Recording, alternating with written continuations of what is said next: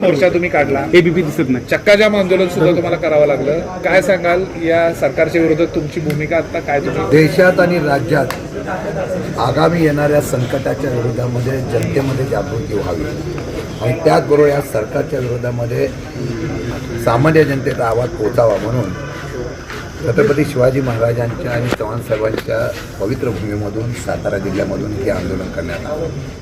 आंदोलनाचा विषय एवढाच होता की महागाई प्रचंड प्रमाणात वाढायला लागलेली आहे, सामान्य लोकांना त्याची झळ पोचते.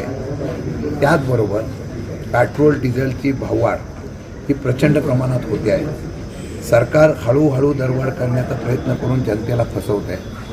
कालही या असलेल्या पेट्रोल डिझेलमध्ये जो काही सरचार्ज आणि GST लावला जातो तो कमी केला तर जनतेला या ठिकाणी रिलीफ मिळेल अशा प्रकारची भूमिकासुद्धा आम्ही मांडलेली आहे.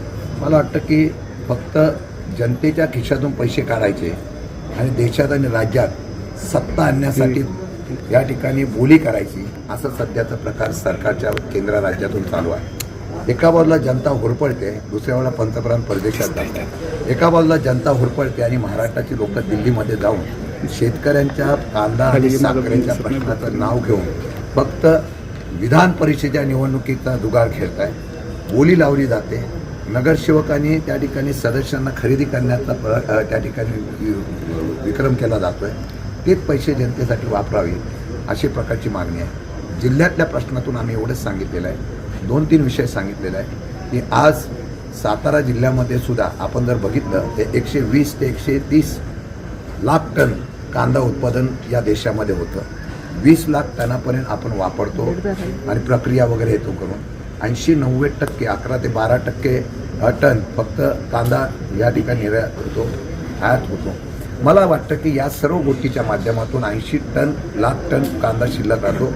आज सातारा जिल्ह्यामध्ये सुद्धा कोरेगाव असेल, पुशेगाव असेल, खटाव असेल, लोणंद असेल, खंडाळा असेल, फलटण असेल, इथे मोठ्या प्रमाणात कांदा आहे. खंडाळ्याला कांद्याचं केंद्र आहे, तिथे सुद्धा नाफेडचं केंद्र व्हावं आणि कांदा खरेदी केला जावा अशा प्रकारची मागणी केली आहे. पाणीसाठा कमी झालेला आहे. मंत्र्यांच्या अधिकारापेक्षा सामान्य जनतेला पाणी वापरण्यासाठी जिल्हाधिकाऱ्यांनी आता पाण्यावर नियंत्रण ठेवावं अशा प्रकारची मागणी आमची केलेली आहे.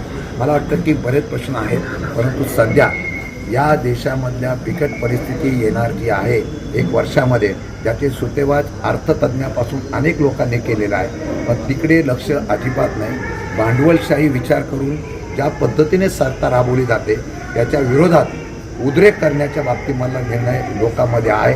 मला आज आनंद आहे की आज महिलापासून अनेक लोक ह्या आंदोलनामध्ये तरुणांपासून सगळे उतरले होते आणि त्या आंदोलनाच्या माध्यमातून सरकारला आम्ही इशारा देऊ की महाराष्ट्रामध्ये आता लोकांमध्ये प्रक्षोभ व्हायला लागलेला आहे आणि हा प्रक्षोभ वाढला की 100% काही लोक म्हणतात की राजकीय नौटंकीसाठी, राजकीय फोटोसाठी हा मोर्चा काढण्याचा प्रयत्न विरोधक करतायत. मला वाटतं की त्यांचं राजकारणाचा असलेला हा वक्तृत्वावर आम्ही निषेध करतो.